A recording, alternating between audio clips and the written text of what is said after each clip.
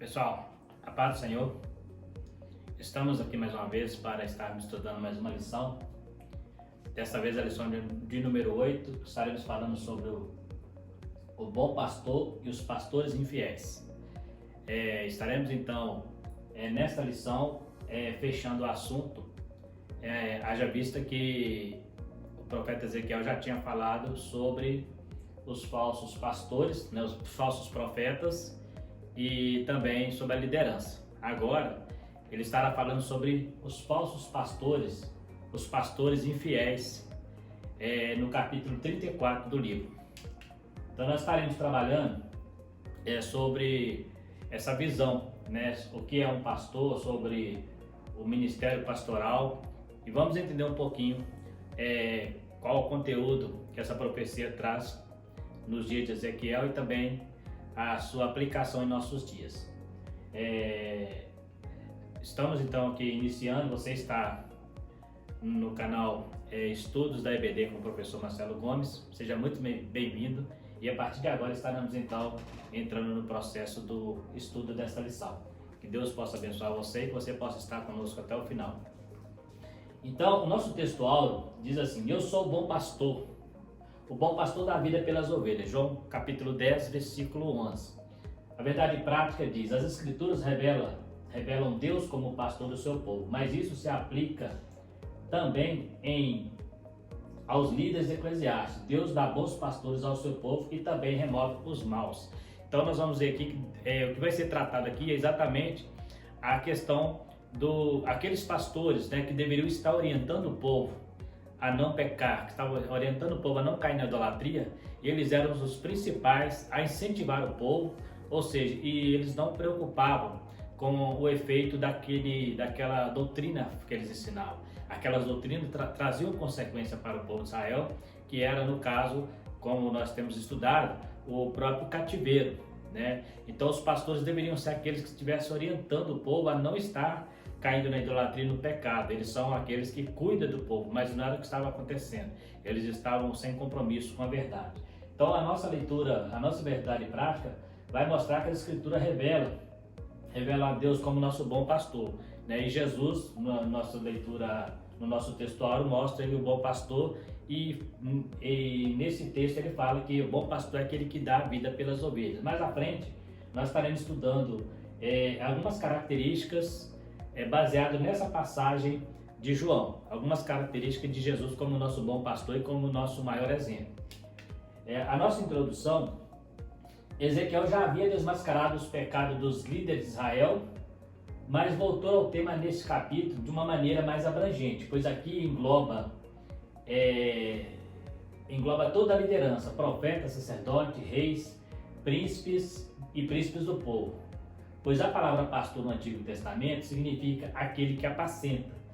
Nós encontramos em Salmo 23, né, a palavra roí, ou roé, ou aquele que cuida. Então, por isso, nós vamos estudar dentro dessa temática da palavra pastor, né? Quando você vai estudar lá o original hebraico, na verdade a palavra pastor ela não aparece diretamente pastor. A palavra roí, né, melhor dizendo, ela significa aquele que apacenta. Então, sempre que aparecer a palavra pastor na nossa Bíblia portuguesa, no hebraico a palavra que vai aparecer é uma frase: o que apacenta, tá bom?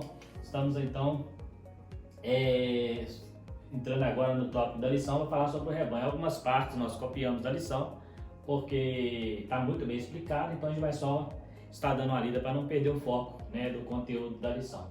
Ovelha é a fêmea do carneiro e o cordeiro é o filho do carneiro até 1 ano. Das 74 vezes que o tema aparece no Novo Testamento, apenas uma vez é literal, em João capítulo 2, versículo 14.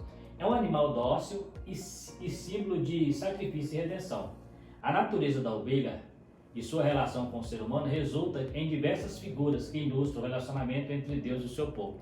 Então Deus sempre comparou, né, tanto Israel como depois na igreja, né, as ovelhas. Por isso a palavra pastor até então era direcionada literalmente a um rebanho, né? E como um rebanho é um animal dócil, representa né, uma fragilidade e precisa de um cuidado maior. Então Deus trouxe essa simbologia, né, entre o relacionamento entre o pastor e a ovelha, entre a igreja e seus líderes, entre Israel também e seus líderes. Então nós estaremos trabalhando sobre essa questão aí. Então tem algumas características, né? As ovelhas são animais indefesos, medrosos, que se assustam facilmente, se dispersam rapidamente. Uma ovelha virada de costa, com as patas para cima, não consegue se levantar. E além de morrer depressa, torna-se presa fácil de um predador. Somente o pastor pode socorrê-la, pois necessário uma supervisão diária. As ovelhas não cuidam de si mesmas, elas exigem atenção continuadas de dia e de noite, sob muitos aspectos. O rebanho precisa de cuidados por causa dos predadores e de outros infortúnios, como a presença de insetos e parasitas. Então, é um dos animais mais dócil e também mais dependente. Então, ela cria muito vínculo com o pastor exatamente por causa dessa dependência que ela tem, né? Então, a gente vê aqui, o comentarista trouxe muita informação relacionada ao que é o rebanho, para nós entendermos depois essa comparação que tem com a igreja de Deus. Rebanho, o povo de Israel e a igreja são identificados diversas vezes na Bíblia como rebanho. Além do sentido próprio do termo, figuradamente, rebanho é aplicado a Israel para desfrutar do relacionamento pactual com Deus, ou seja, um pacto, né? Isso vale também para a igreja do Novo Testamento. E diversas vezes Israel era visto como ovelhas sem pastor. Jesus também, quando estava no seu ministério, uma vez ele olhando para o povo, falou assim: eu vejo esse povo como ovelhas que não tem pastor. E depois ele chama Pedro, né, e fala para Pedro: Pedro, tu me amas? Pedro responde: sim, tu sabes que eu te amo, então apacenta meus cordeirinhos, né? Então a igreja é comparada ao rebanho. E depois que nós entendemos isso aqui, nós vamos então partir para a ideia de que a visão do pastor cuidando dessas ovelhas, né? Os pastores. A palavra pastor de Israel, no contexto de Ezequiel, bem como no de Jeremias, se refere aos governantes. O sistema político na antiguidade de Israel era teocrático e não era passível de separar o civil do religioso, diferente do que acontece nos estados laicos na atualidade. É importante entender essa diferença, pois diversas vezes adeptos de grupos religiosos estranhos ao cristianismo bíblico usam essas passagens bíblicas para atacar os nossos. O que está dizendo aqui? Primeira coisa, que no Velho Testamento, tanto o sacerdote quanto o profeta, os príncipes de Israel, eles eram tudo... era um governo teocrático, Deus comandava tudo, então não havia separação, né? Havia separação de ofícios. Mas quando fala de cuidar do povo, de levar o povo, como no caso das ovelhas, ao pasto, né? Isso era a função do rei, era a função do príncipe, era a função do sacerdote, era a função dos pastores. Então, no Velho Testamento engloba tudo, porque era um sistema teocrático. Tinha vários líderes, mas Deus estava no controle daquela nação. Isso falando de nação, não de igreja. Hoje, no nosso tempo, né, nos países laicos, como está dizendo ali, países onde há liberdade de religião, a política se desvincula da igreja. E quando ela resolve se unir, isso traz transtorno para a igreja, traz consequências ruins, não muito agradáveis, quando a igreja se envolve com política. Já explicamos em vídeos anteriores que a igreja até no início do século IV, ela se uniu ao Império Romano e se tornou numa igreja apostata, porque ela começou a ter do lado dela o governo humano, e então muitas vezes eles deixavam de falar a verdade para não perder e para eles era uma certa forma de privilégio, mas na verdade deixaram de falar a verdade, não obedecendo o que Pedro uma vez falou, né, para o rei: se importa mais ouvir a Deus do que os homens, né? Mas a igreja, quando se une com a política, infelizmente tem hora que ela cede, né? Eu falo igreja no sentido de organização, porque a igreja verdadeira, ela sempre vai ter no trono do seu governo Jesus Cristo, né? Então, os países laicos eram aqueles países, só igual o Brasil, por exemplo, é um país em que há liberdade de religião.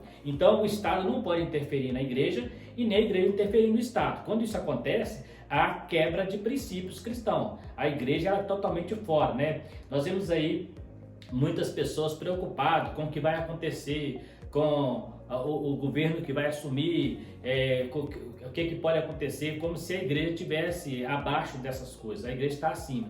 Temos que preocupar sim, exercer o nosso direito de cidadania, mas entendermos que a igreja não deve preocupar com isso, porque o reino da igreja é de Cristo. E tudo que acontecer vai estar no controle dele. Até mesmo as perseguições, como acontece em países onde o evangelho é pregado em cavernas, onde as pessoas são proibidas de falar de Jesus, mesmo lá Deus está no controle. Então isso não impede a igreja de caminhar, né? Que é mais confortável, é mais tranquilo, isso é verdade, né? Você pregar num país igual o Brasil, onde você pode pregar em qualquer lugar, diferente de você pregar num país comunista ou muçulmano. Porém, a pregação, Paulo fala, mesmo eu estando preso, a pregação nunca vai estar presa. Então a gente precisa ter sempre isso em mente, para não ficarmos preocupados achando que político pode dirigir igreja, ou achar que igreja pode dirigir a política. São coisas diferentes, andam paralelos, mas não pertencem ao mesmo grupo. Então nós temos aqui sobre os pastores infiéis. Eu peguei aqui alguns comentários de grandes líderes da história para mostrar como que eles viam o ministério pastoral ou líder da igreja, né? Agora partimos para dentro do cristianismo. Esse contexto aqui agora é dentro do cristianismo. Nós estamos aqui num período bem depois da reforma. Aí temos aqui alguns, né, dos comentaristas famosos, por exemplo, John Wayne, um puritano. Ele fala: aquilo que o pastor é de joelho diante do Todo-Poderoso é o que ele é e nada mais. Ou seja, isso mostra a posição do pastor, né? Tem pastor que ele acha que ele tem status, ele acha que é posição social, né? E muitos estão correndo atrás disso, mas não é isso. O ministério do pastor, segundo John Wayne, o que ele é de joelho é o que ele sempre será e nada além disso. Nós temos o Charles Spurgeon, que já diz o seguinte: os ministros são para a igreja e não a igreja para o ministro. Por que ele diz isso? Porque tem pastor que ele começa a dirigir uma igreja e ele começa a achar que ele é dono da igreja. Ele acha que ele manda na igreja e que ninguém pode interferir. Só que a Bíblia é bem clara, e Charles Spurgeon corrobora isso. Ele diz o seguinte, que a igreja, o pastor é dado para a igreja. Não é a igreja que é dada para o pastor, porque a igreja tem dono. Então, quem dá o pastor para a igreja é Deus. Então, a igreja pertence a Deus. Então, se o pastor não preencher os requisitos, o que Deus faz? Deus tira ele e põe outro pastor. É o que vai acontecer, né, na profecia de Ezequiel. Deus fala assim: eu vou tirar esses pastores falsos, eu mesmo vou buscar minhas ovelhas e vou dar para eles pastores, segundo o meu coração. E ainda cita ainda o exemplo de Davi, né? Se você continuar lendo o capítulo 34, mais à frente, é falado que Deus vai dar pastores, a moda de Davi, do tipo que Davi era, um pastor segundo o coração dele, né? E olha que Deus cita Davi nem pastor, ele era um rei, né? Mas quando se trata no mundo teocrático, ele também cuidava da nação. Nós temos o Calvino, fala: todo pastor precisa de duas vozes, uma para chamar o rebanho e outra para afastar os lobos e salteadores. Então aí, o pastor não é só aquele que alimenta, mas é aquele que protege. Ele chama o rebanho para perto de si e aparta os lobos para longe, né? Então é a função do pastor. Quanto menos o pregador se interpor entre a palavra e o ouvinte, melhor. O que realmente alimenta é o alimento provido pelo chefe da família e não o dispenseiro que a serve. Eu achei excepcional porque John Stott, porque tem muito pastor que ele prega a palavra de Deus e quando a igreja recebe aquela mensagem, ele puxa a glória para ele. Ele acha que ele foi o que levou aquele clímax da igreja, ele acha que tem a ver com ele. Mas na verdade aqui John Stott fala o seguinte, que o alimento que é dado para a igreja, você é só o servo, você é só o garçom. Nós somos só o garçom. O alimento é de Deus. Então toda a glória tem que ser para Deus. Toda a glória tem que ser para Ele. Porque você é só aquele que serve o alimento. Por isso você tem que estar sempre atento para servir o alimento que realmente Deus está dando. Porque tem pastor que está trocando esse alimento por um alimento que não é de Deus e está servindo comida estragada para as ovelhas. E isso pode matar as ovelhas, mas Deus vai cobrar, né? Vamos aqui mais um pouquinho. Então nós temos aqui líder que não lidera. Vivemos em uma época em que os pastores e líderes não querem cuidar de seus liderados. Preferem ficar atrás de púlpito pregando e dando ensinamentos do que acompanhar os liderados.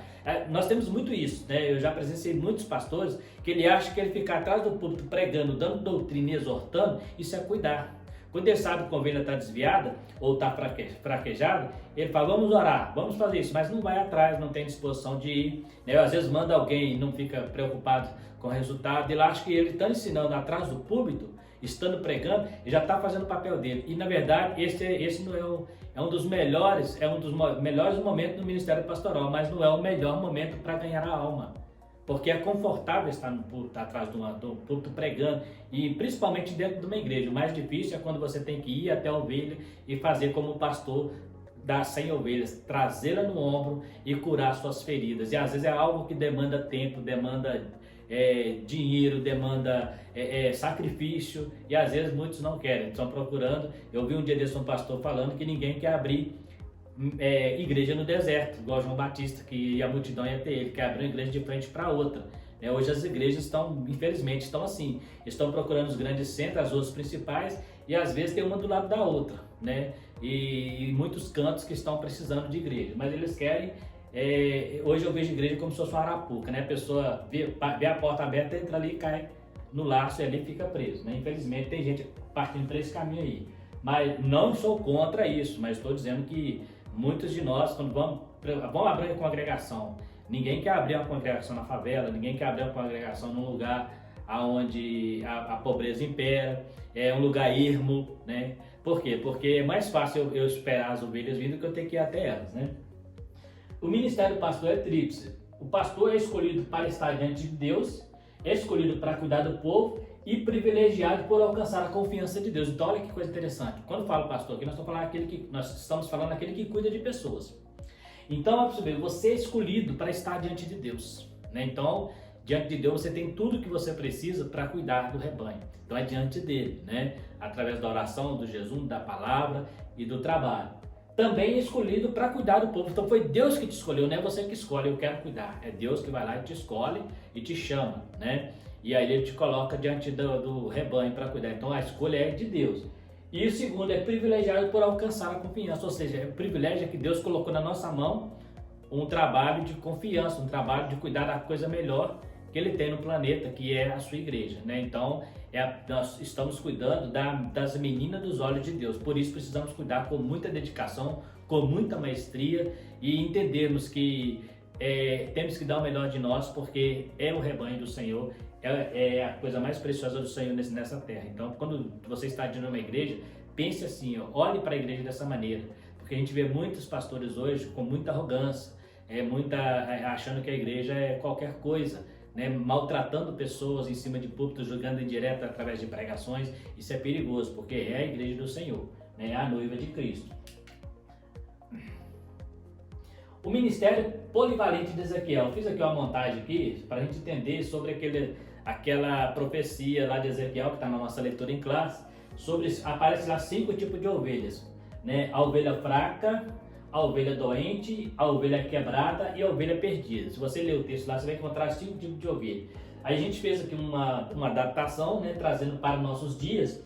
O que seria uma ovelha fraca? Uma ovelha neófita. O que é a ovelha neófita? Aquela ovelha nova convertida. Então ela é fraca, ela não consegue caminhar sozinha. Ela precisa de ajuda para entender até o que está fazendo, qual é o processo da salvação. É uma ovelha neófita. O que é uma ovelha doente? É aquela problemática, aquela ovelha desobediente. Essa é a ovelha que a maioria dos pastores descartam.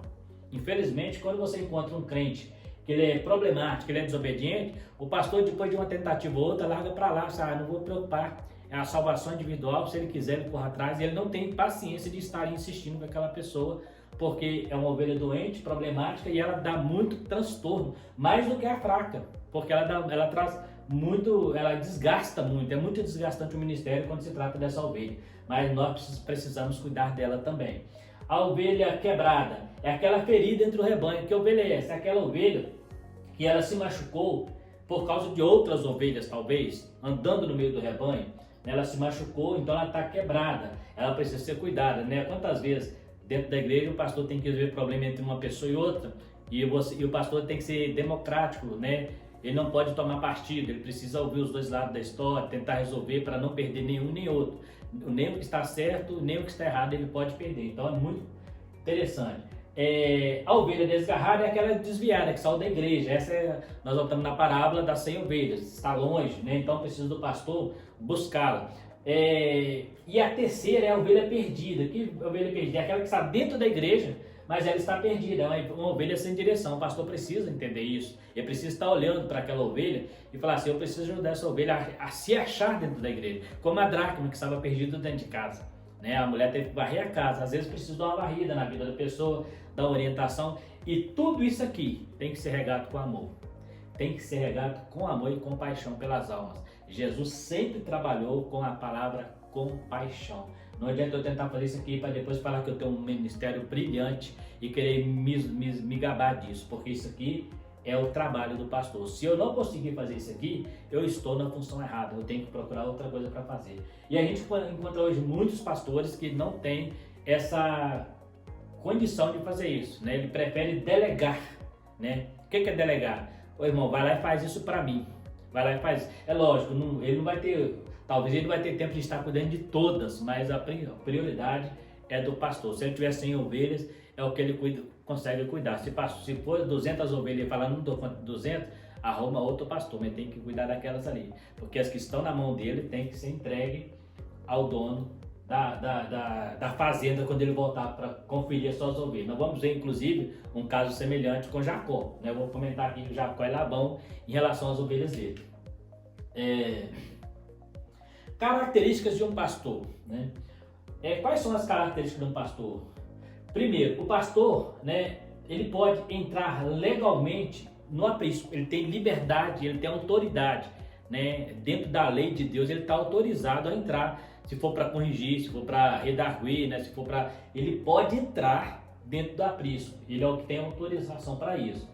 Ele é coroado de sucesso quando trabalha bem, ou seja, qual é o sucesso do pastor? Quando vê as ovelhas saudáveis, quando vê as ovelhas bem guardadas no aprisco, protegida, aí ele é coroado de sucesso. Ele também tem a obrigação de instruir as ovelhas, né, ensiná-las, é familiarizado com as ovelhas, ou seja, ele conhece as suas ovelhas. Jesus fala, eu conheço as minhas ovelhas, das tais eu sou conhecido. Pastor que não conhece a sua ovelha, ele não é pastor dessa ovelha.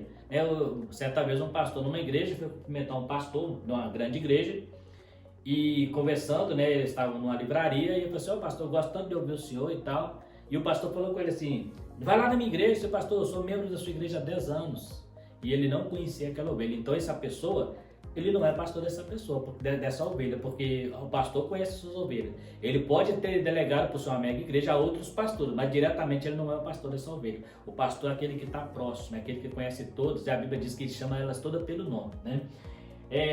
Deve ser exemplo em tudo, né? Isso aqui não é só para pastor, mas o pastor tem que ser o principal, né? Que nós cristãos temos que ser exemplo em tudo na nossa vida, mas o pastor muito mais, porque ele está diante do rebanho como instrutor. Jesus falou para os discípulos, para os seus seguidores na época, obedecer os fariseus porque eles estão na cadeira de Moisés, eles têm a lei, ensinam a verdade, mas não fazem o que eles fazem, né? Não praticam o que eles praticam, né? Então, infelizmente, tem pastores aí que estão até ensinando a verdade, mas a vida deles não condiz com o que ensina. Mas Deus tem compromisso com a palavra.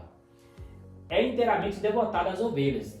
Isso aqui é importante, por quê? Porque tem gente que ele não é devotado às ovelhas, ele é devotado ao ministério, ele é devotado à hierarquia. Ele quer fazer para ficar bem com o pastor presidente, para ficar bem com o pastor principal, ele quer fazer para ficar bem com o líder, e isso foge um pouco do foco do que seria estar bem com as ovelhas. Eu tenho que estar bem com as ovelhas, e a melhor maneira de eu saber isso é quando, né, numa igreja, por exemplo, como eu sei que o pastor é um bom pastor?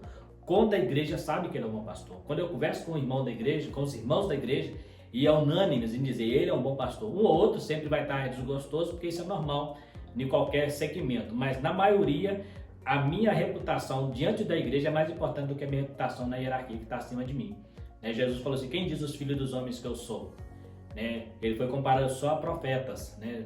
Elias, Jeremias, um dos profetas, o próprio João Batista. No momento alguém foi comparado com um fariseu, mas ele estava preocupado, ele perguntou para quem diz os filhos dos homens, ele não perguntou assim, quem diz o sacerdote, o que diz os fariseus, o que diz os levitas, o que diz o rei. Ele não perguntou quem estava acima dele, ele perguntou quem estava sendo liderado por ele, as ovelhas. Então a nossa preocupação maior tem que ser com quem eu estou pastoreando, o que ele diz de mim na minha ausência. Não para me gabar, não para me elogiar. Então, ele tem que estar inteiramente devotado e garantir a segurança das ovelhas. Por quê? O pastor é aquele que tem que proteger.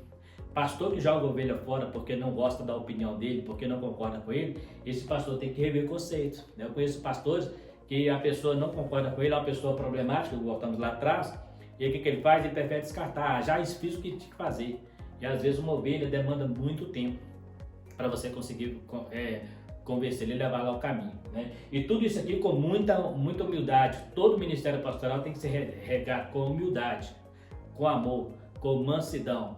Em momento algum ser arrogante, ser autoritário, né? Existem pastores que Eles querem dominar a igreja em tudo. Tudo eles acham que tem que passar por eles. Se alguém fizer algo que saiu fora um pouquinho dele, mesmo que seja boa intenção, ele acha que essa pessoa é rebelde.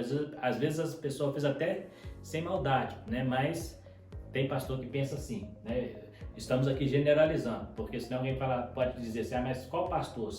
Tem pastor, você já passou por algum momento de um pastor fazer isso com você, te dar uma ordem e você não concordar com a ordem, questionar e ele falar que você está sendo desobediente ou está fazendo rebelião, né?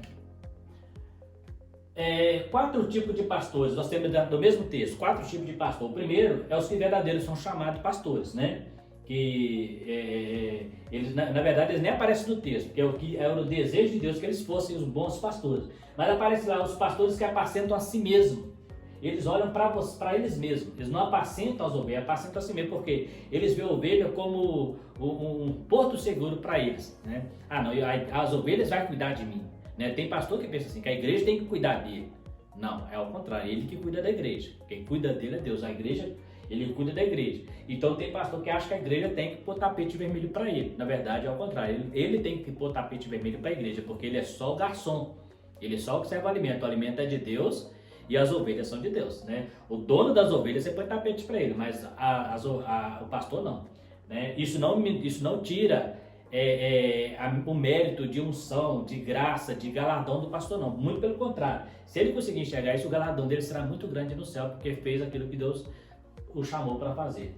Os que querem só usufruir do rebanho, aquele pastor que só pensa assim, né? Eu vou montar uma igreja. Hoje tem gente assim, eu vou montar uma igreja porque eu vou unir o útil ao agradável. Já vi pastor dizer isso. Porque eu vou deixar de trabalhar braçalmente, né? E vou ficar só por conta da igreja e vou usufruir do dízimo, das ofertas. E aí o que acontece? Ele termina sendo um pastor corrupto, um pastor que não tem compromisso, porque quando o seu foco é esse, você sai da direção que Deus tem dado para o verdadeiro pastor. E os que fazem nada, mas só dominam, aqueles pastores que ele acha que ele é o líder, que a igreja é uma empresa e ele é que manda, né? E quando você fala assim, pastor, não concordo com você, ele não recebe com bons olhos, ele acha que você está desmerecendo ele, né? Ele acha que muitas vezes o pastor que domina, ele acha que ele é dono da verdade, ele acha que tudo que Deus, alguns têm até umas ilusões, eles dormem, né? E levanta de manhã e dá aquela luz, cria uma ideia e já acha que aquela ideia é de Deus e já lança na igreja, não pede opinião, não pergunta o que as pessoas acham, né, o que as ovelhas acham, já sai fazendo. E muitas vezes muitos planos são frustrados por falta de orientação, né?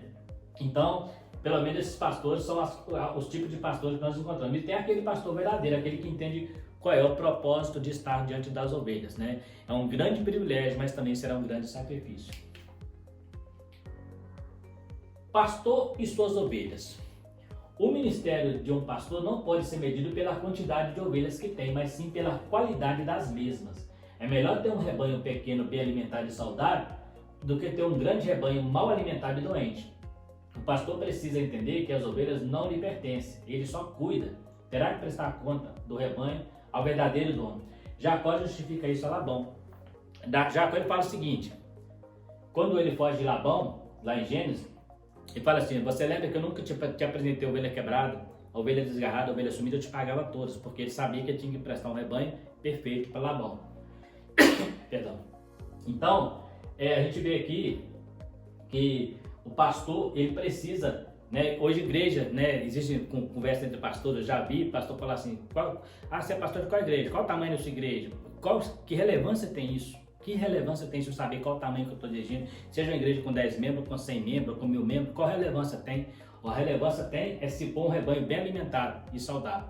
Porque existem muitas igrejas cheias de pessoas vazias. Existem muitas igrejas vazias de pessoas cheias do Espírito Santo. Então é a qualidade que vai contar. Eu posso ter 200 crentes numa igreja, mas pode ser 200 crentes que não têm compromisso com Deus, ou 100 crentes daqueles que não têm compromisso com Deus, e posso ter uma igreja com 15 membros que pode fazer um grande estrago no reino das trevas. Nós temos um caso do apóstolo Paulo, que um homem só como o apóstolo Paulo, né, olha o que ele fez no período que ele fez a obra missionária. O ministério de um pastor é muito honroso, porém a responsabilidade é muito grande. Tem pastores que diante de suas igrejas agem como se fossem empresários e gostam de mandar em tudo, gostam de estar no controle de tudo, não gostam de ser questionados e alguns até dizem, Contenha-se, quem manda aqui sou eu sou o pastor dessa igreja. Eu já tive a infelicidade de ouvir isso, né? Eu sou o pastor, eu que mando nessa igreja. Pastor não manda na igreja, quem manda na igreja é Jesus. Se o pastor acha que manda na igreja, ele está extremamente equivocado. Quem manda na igreja é Jesus, ele cuida da igreja, ele tem autoridade sim, mas é delegada por Deus, ele não é autoridade absoluta, a autoridade dele é delegada e ele só tem autoridade se estiver de acordo com os princípios da palavra, mas mandar na igreja, somente Jesus. Muitos estão mais preocupados com resultados urgentes, como se ovelhas fossem empregados, cuja única função é produzir para a igreja e quando não consegue é descartada. Vê a igreja como uma massa de manobra, serve a obra de Deus, mas não serve a Deus da obra. É aqueles pastores que ele acha que você tem que só trabalhar para a igreja, só trabalhar. E tudo que você faz para ele sempre vai ser pouco. Ele quer que você faça, só produz. E aí fica aquele ministério urgente, mas sem nenhuma unção de Deus, porque é números, quer mostrar números, tem que mostrar estatísticas, né? E o reino de Deus não é assim. Uma ovelha para o Senhor, não importa o tempo que você gastar com ela, ela sempre será importante, não é estatística. Como falei lá atrás, não é quantidade, é qualidade. Então, não adianta eu fazer muito mal feito, ou fazer muito para mostrar para o meu superior, porque no mundo de Deus a pirâmide é invertida. Enquanto mais eu subo no ministério, como a gente costuma dizer, mais servo eu me torno. Então, eu não posso pensar que a igreja está trabalhando para mim. Olha, eu mandei você fazer o evangelismo, você não fez, o que aconteceu? Se ele não fez, porque ele teve algum problema. Mas isso é falta de fé, você tem que colocar o reino de Deus como prioridade na sua vida. E às vezes começa a pressionar, as ovelhas começam a sentir que o pastor só quer ganhar, só quer lucrar, só quer, porque depois é o nome dele que aparece. Ó, a igreja cresceu porque o pastor lá é linha dura. Eu já vi alguém dizer assim, que comparando um pastor com o outro, que fala assim, o pastor, esse pastor é um amor, agora o outro é só cajado, né? No reino de Deus, esse pastor sempre será amor. Cajado é para puxar a ovelha, para espantar lobo, mas a ovelha é sempre para trazer para perto de si. Cajado não é para dar em ovelha. Servem a Deus, né? Aquele pastor que ele vive por conta da obra de Deus. Quando eu falo obra de Deus, aqui eu estou falando da obra física, a instituição, a igreja, né? Ele fica preocupado com evangelismo, com oração, com jejum, com um monte de coisa, mas ele, por causa dessa preocupação, ele acha que todo mundo tem que ser igual a ele, né? Ele esquece que as pessoas têm vida própria, têm vida particular. Muitas vezes um pastor, né, ele é salariado pela igreja, então ele tem mais tempo. Então a igreja não tem como acompanhar o ritmo dele, né? O irmão que trabalha, estuda, né, a semana toda trabalhando, estudando, levantando de madrugada, deitando tarde, e não vai ter como ter o mesmo tempo de estar em todos os trabalhos, todos os evangelismos, os dias que ele tira para descansar e para resolver suas coisas vai ser sempre final de semana. E tem homens de Deus que não entendem isso, ele acha que a igreja você tem que estar sempre na igreja. E às vezes, isso é muito bom quando você pode fazer isso, mas quando você pode, não por obrigação, porque senão fica muito pesado e fica causticante, você está todo dia na igreja cansado, né, ouvindo pregações, muitas pregações muito lentas, você até dorme, né? Aí, infelizmente, nós temos gente que pensa assim, mas que Deus possa ter misericórdia, que possamos ter pastores, que quando vê você cansado, ele seja o ombro para você. Quando ele vê você desanimado, ele seja o ânimo para você, mas nunca te oprimir, né? Ou te ameaçar, né? Tem igrejas que, se o pastor não produzir tanto de ovelhas lá, tanto de membros, ele é tirado da igreja. Então ele fica naquela preocupação mais em juntar gente do que juntar ovelhas, né? Isso é muito perigoso, porque nesse ajunto de gente vem um monte de lobo que não foi tratado e vai dar trabalho, né? Sobre o bom pastor, a reação divina contra os falsos pastores. Eles não visitavam as ovelhas no sentido de cuidar delas, agora é Deus quem vai visitar os maus pastores no sentido de castigar. Deus promete buscar as ovelhas dispersas em toda parte do mundo, uma referência ao retorno da segunda diáspora. Ele promete ainda libertar o povo das mãos deles. Ele fala, vos darei pastores segundo o meu coração, que eu vos apacento, consciência e inteligência. Ele fala de Davi, né? Essa promessa não se refere ao Messias. Eu quero só fazer uma pequena correção aqui, porque o comentarista falou que ela não se refere, mas se você pegar o contexto de Jeremias, está referindo ao milênio, e no milênio quem vai reinar é o Messias, né? Então, e fala lá que é um pastor da linhagem de Davi. Quem é o pastor da linhagem de Davi? É Jesus que vai reinar no milênio, né? Da linhagem de Judá. Então, todas essas referências aqui, na verdade, está relacionada ao futuro de Israel, no caso de Ezequiel aqui, ao futuro de Israel, que será o milênio, que a diáspora vai acontecer mesmo, né, no milênio, quando vai voltar todos, né, porque ainda tem alguns espalhados, mesmo que ele voltou para Israel, mas aí volta lá nas 70 semanas, onde não cumpriu todo o plano escatológico, mas Mateus 23 fala sobre esses pastores também voltando para Jerusalém. Então, isso aqui, na verdade, está referindo-se ao Messias, né? Ao reino milenar, onde o Messias, Jesus, o ungido, estará reinando sobre essa nação. E os pastores que ele vai dar lá, né? Ele vai ser o próprio pastor lá no milênio, junto com 144 mil.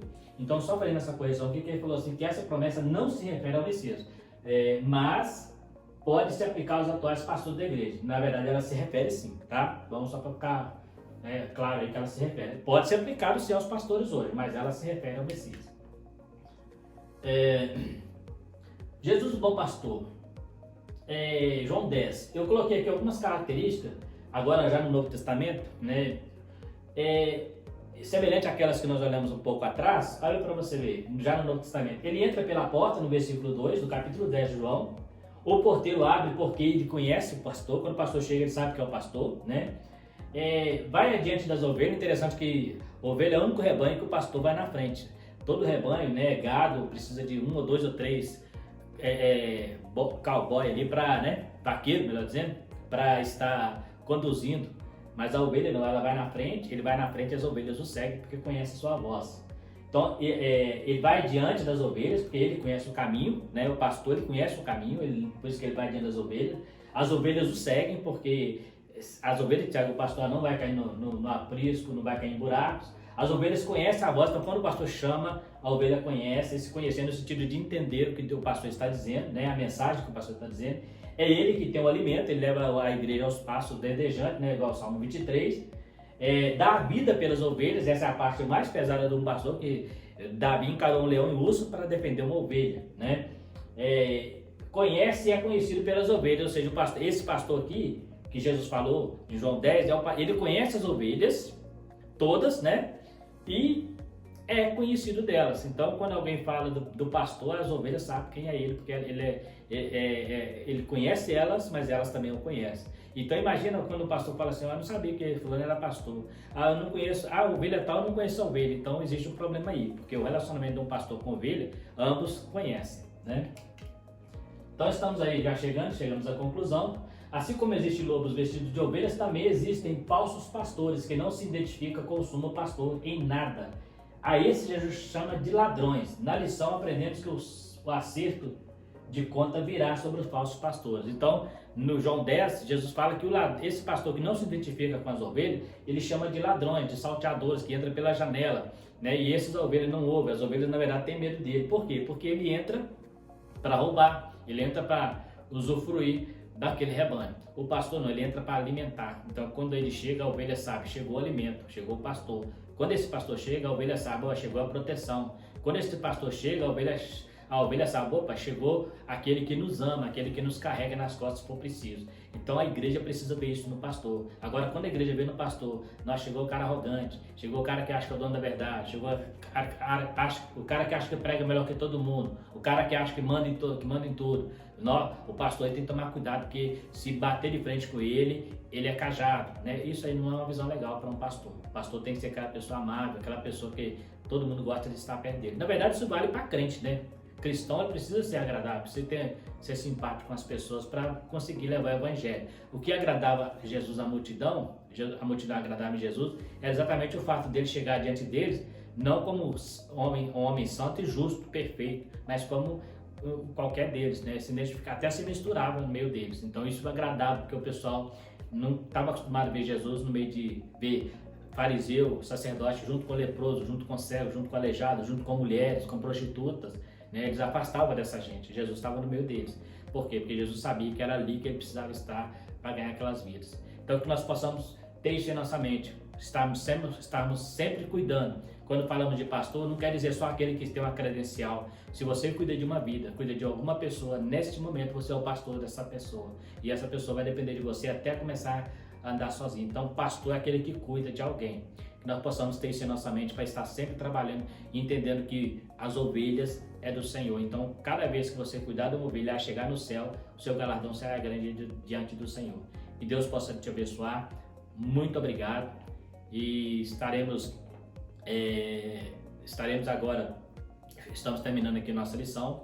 Queria pedir a você se assista, né, o vídeo, vai até o final. Se tiver alguma dúvida, pode nos perguntar, que estaremos dispostos a responder dentro das nossas condições. E dê o seu like, né? Dê o seu joinha, compartilhe e mais uma vez eu digo, se inscreva no canal e ative o sininho. Toda vez que eu lançar um vídeo, você será notificado. No mais, quero te agradecer. Muito obrigado por ter deixado mais uma vez entrar no teu lar, no teu aparelho aí, e que o Senhor possa te dar mais e mais oportunidade de estar junto com a gente. Muito obrigado, fique com Deus, até a próxima.